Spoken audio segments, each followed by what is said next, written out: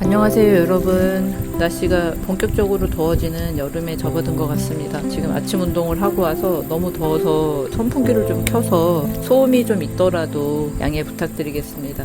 제가 아침에 운동을 하면서 법륜 스님의 증문즉설을 한다는 현수막을 보고 갑자기 생각이 들어서 이 말씀을 좀 드리면 좋겠다는 생각이 들어서 영상을 만들고 있습니다. 법륜 스님이 증문즉설 하실 때 보면 조금 이상하거나 이해가 안 가는 답변이 되게 많고, 저같이 엮이는 가정에서 자라서 성장한 피해자의 입장에서 볼 때 굉장히 좀 가해자의 시선이라든지 말이 안 된다고 느껴지는 폭력적인 느낌이 드는 대답들이 있는 것 같아요.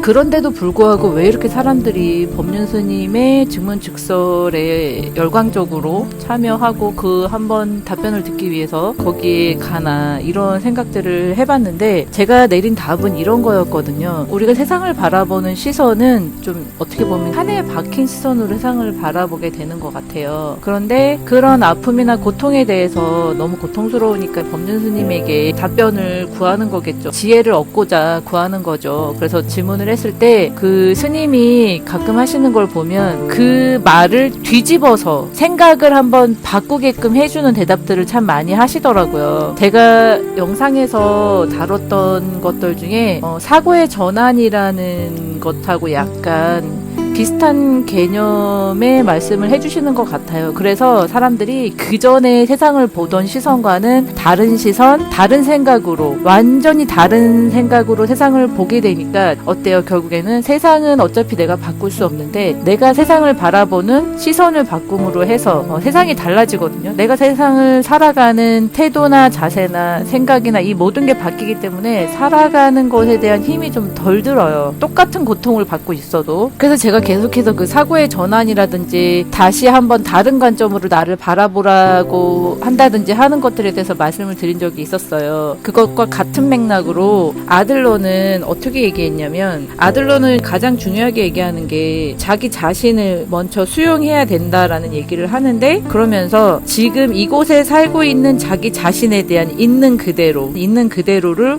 완전하게 수용해야지만 행복해질 수 있다라고 첫 번째 단계를 얘기하거든요. 우리가 생각하는 아주 이상적인 인간상, 바람직하다고 여겨지는 사람들이 정의하는 인간상은 사실은 허구로 존재하는 것 뿐이기 때문에 그 허구에 대해서 우리가 이상적으로 다가가고자 한다거나 하는 것들은 좀 버려야 될 필요가 있죠. 우리 자신이 추하든 아름답든 시기를 받든 질투를 하든 언제나 있는 그대로의 당신으로 있어야 한다는 점을 이해해야 합니다라고 얘기하고, 아들러는 어떤 얘기를 하냐면 우리는 그래서 자기 수용을 하기 위해서는 자신을 바꾸려고 하지 말고 자신에 대한 시점을 바꾸어야 한다라고 얘기를 해요. 다른 관점에서 자신에게 스포트라이트를 비춰보아야 한다라고 얘기하고요. 그래서 어떻게 해야 되냐면 내가 자신에게 주어진 것을 어떻게 사용하는지가 중요하다라고 얘기합니다. 그게 자신에 대한 시점을 바꿔보는 것이 굉장히 중요하다고 얘기해요. 예를 들면 누군가 자기 자신의 성격이 어둡다고 고민을 한다면, 당신은 성격이 어둡다기보다는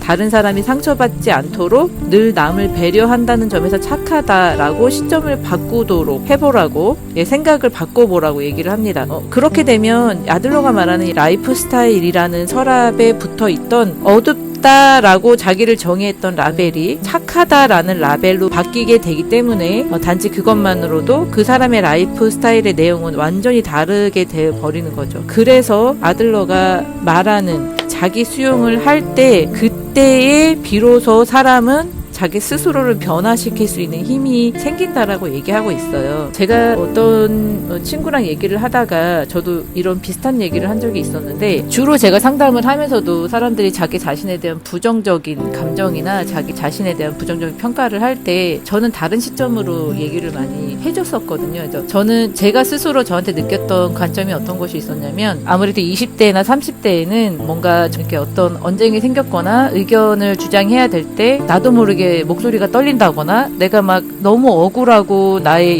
이 옳음을 주장하고 싶은 마음이 있다 보니까 나도 모르게 목소리가 막 떨리면서 말도 못하고 버벅거리는 일들이 있었어요. 그때는 뭐 지금도 그렇게 잘하는 건 아니지만 그때는 더욱 더 미숙했고 자신감도 없었고 자존감도 굉장히 낮을 때였기 때문에 더욱 더 그런 거를 하는 게 되게 어려울 때였거든요. 그런데 저는 사실 그냥 그 시간들을 지나왔어요. 지나오고 저를 수용하고 저를 있는 그대로 인정하는 시간들을 겪으면서 지금이 와서 저를 생각하면서 그 당시에 내가 미숙하기도 했지만 인간은 누구나 미숙한 시절이 있으니까 미숙함 플러스 무엇이 있었냐면 너무 솔직했던 거예요. 그래서 너무 솔직하기 때문에 저의 마음을 숨길 수 없었고 숨기는 것보다는 있는 그대로 표현하는 게 훨씬 더 저한테 익숙했던 거였어요. 그래서 어떤 친구가 회의 시간이나 이럴 때 공적인 자리에서 자기가 자기 의사표현을 제대로 못하고 이런 것들이 너무 힘들다라는 얘기를 했을 때 그냥 저는 그때 그렇게 한마디만 했어요. 내가 시간이 많이 지나고 나서 나를 돌아보니 그때 나는 참 솔직했더라고. 그게 솔직해서 그랬었다는 거를 나는 시간이 많이 지나고 나서 알았어 라고 얘기해줬어요. 그렇게 자기 자신에 대해서 다시 한번 정의를 내려보고 내가 정말 미숙한 것도 있었지만 내가 그 당시에 나는 그런 거였구나 라고 아들러가 말한 것처럼 미숙하고 부족한 존재였기도 했겠지만 내가 너무 솔직한 사람이었기 때문에 그 솔직함을 숨길 수 없었던 것이 내가 생각하는 그 미숙한 모습으로 나타난 거였구나라고 저의 라벨을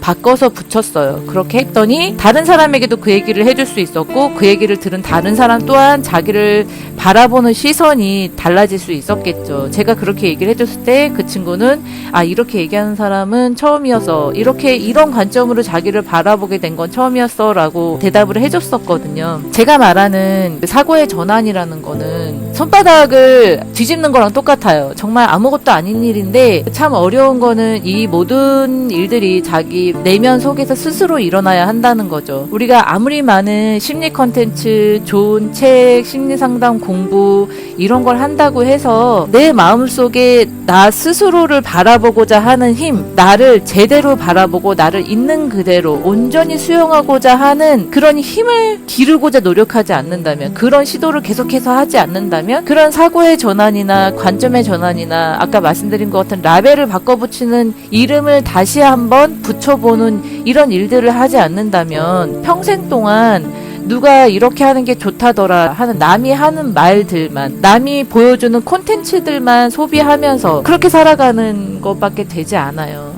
그렇게 살 수밖에 없어요. 중증 질환이나 정신과 질환 같은 경우에도 병원 쇼핑하는 경우가 굉장히 많아요. 유명하다는 병원, 유명하다는 선생님 찾아다니는 그런 쇼핑, 그걸 병원 쇼핑이거나 뭐 이렇게 얘기를 저희가 많이 하는데, 그렇게 쇼핑하시는 분들 되게 많아요. 실제로 변화하려고 스스로에 대해서 어떤 노력을 하거나 시도는 하지 않으면서 계속해서 병원 쇼핑하고 진료 쇼핑하고 치료 쇼핑하고 쇼핑하면서 자기 스스로한테 면죄부를 주는 거죠. 난 이렇게 했으니까 됐어, 난 할 만큼 했어 라고 스스로한테 면죄부를 줘요. 그 이상의 것을 보려고 노력하지 않아요. 그러니까 결국에는 스스로는 나는 할 만큼 했는데 아무것도 달라지지 않더라 라고 면죄부를 주고 평생을 그 안에 갇혀서 살아버리게 되는 거죠. 제가 말씀드리는 사고의 전환이나 아들러가 말하는 라이프 스타일이라는 서랍에 붙어있는 그 라벨을 바꾸는 그런 과정들이 어떻게 보면 제일 어려울 수도 있어요. 사람이 마음을 바꾸는 것만큼 어려운 게 없잖아요. 사람이 마음과 생각이 바뀌면 인생이 달라지고 사람의 행동이 달라지잖아요. 그렇기 때문에 어떻게 보면 가장 어려울 수 있어요. 그리고 아무도 대신해 줄 수 없어요. 그거는 누가 해야 되냐. 콘텐츠를 그냥 수동적으로 보고 그냥 들려오는 얘기들을 듣는 거는 사실 아무런 의미가 없고 아무런 도움이 안 됩니다. 백날 첫날 머릿속에 이론만 쌓이고 똑똑해지기만 할 뿐이에요. 어디 가서 나 그거 다 알아, 나도 다 해봤어 라고 말만 할 뿐이에요. 결론은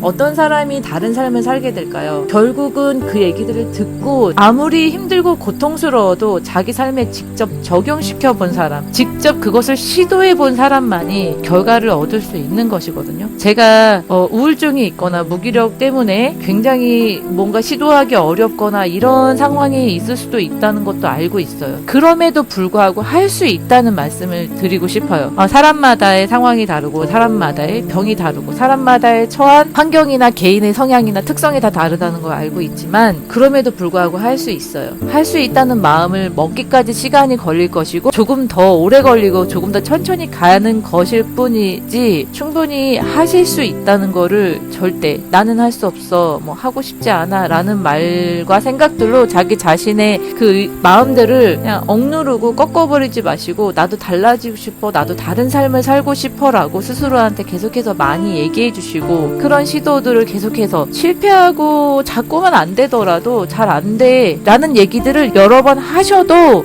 돼요. 언젠가 되면 되니까요. 지금 당장 아니어도 돼요. 시도하지 않은 것보다 시도해 본 것만으로도 엄청나게 대단하고 위대한 사람입니다. 당신은 그걸 시도해 보기만 했어도 당신 스스로 굉장히 위대한 사람이라는 거 인정해 주셨으면 좋겠어요. 그래서 우리가 마음이 너무 힘들고 우울하고 무기력에 빠져서 아무것도 할 수 없고 저도 역시 아이를 키우는 6년의 세월이 무기력에 빠져 있었기 때문에 집이 정말 쓰레기통이었고 아이하고의 그 삶이 정말 전쟁통이었어요. 그러지 않을 수가 없는 상황이었어요. 무엇 하나라도 나를 공격하지 않는 이 생활 환경 주변의 상황 요건들이 아닌 게 없었어요. 그렇게 힘들었었지만 계속해서 원하는 것이 있었죠. 저 계속해서 건강하게 살고 싶었고 계속해서 저 자신에 대해서 많이 생각하고 저를 많이 만나려고 노력을 했었기 때문에 어떻게 보면 그게 가장 힘든 일일 수도 있지만 그랬기 때문에 저도 스스로가 저의 병을 인식하고 이해하고 저를 받아들이고 온전하게 수용하는 과정들을 가질 수 있었던 것 같아요. 제가 드리는 말씀이 정답은 아닐 수 있지만 누군가에게는 도움이 되실 거라고 말씀드리고 싶고 그리고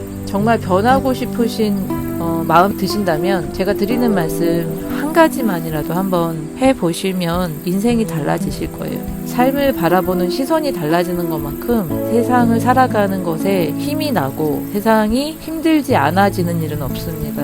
거의 많은 전문가분들이 다 이렇게 얘기하실 거예요. 다들 비슷한 얘기를 하시는데 각자의 목소리와 각자의 빛깔과 각자의 방식으로 말씀을 하고 계실 거예요. 너무 많이 정보를 들으려고 하시기보다는 이제 어느 정도 나에게 인풋이 있었다면 그 인풋을 아웃풋으로 바꿔보는 과정을 좀 거치시면 좋을 것 같아요. 지금 당장 그걸 한다 그래서 안 될 수도 있어요. 저도 10년 걸렸으니까.